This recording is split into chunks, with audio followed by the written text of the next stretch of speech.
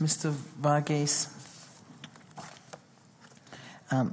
there was an answer to question on notice number 57 regarding the PM's visit in April that Mr. Shearer accompanied DMO head Warren King and a larger delegation to Japan on the 19th to 20th of May.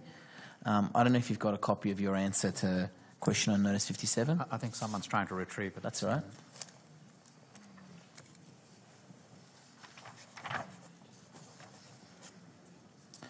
Do you have any awareness on what the purpose of that delegation was?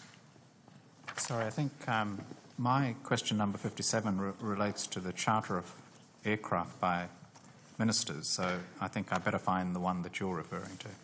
Senator Dastyari, if you're asking about... The answer is on the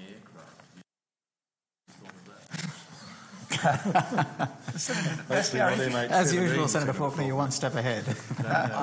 Mr. Shearer is the Prime Minister's National Security Advisor. He works he's a member of the Prime Minister's staff, and questions about the travel arrangements of the members of the Prime Minister's staff should have thought either be asked of the Department of the Prime Minister and Cabinet or perhaps of the Department of Finance and Administration. Well, Senator Brain, there's 2 points. Firstly, I'll get a copy of the answer and I'll table it and we can come back to it so you've got an opportunity. But the second point I would make, Senator Brain, is I don't think it is, again, I know you're doing everything you can to stop me asking questions, but when I've asked a question on notice... I'm encouraging you to ask relevant questions. When I've asked a question on notice to the Department of Foreign Affairs and Trade and they've responded, asking questions on the response that the department itself has provided to a question on notice that was asked through this process, I don't think is an illegitimate question to be asking. Senator Dastyari, that's a matter for the chair ultimately.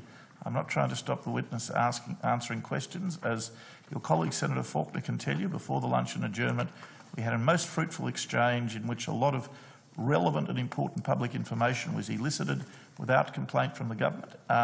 We're not trying to stop you asking questions, but your questions have to be relevant to this department and they have to be proper questions.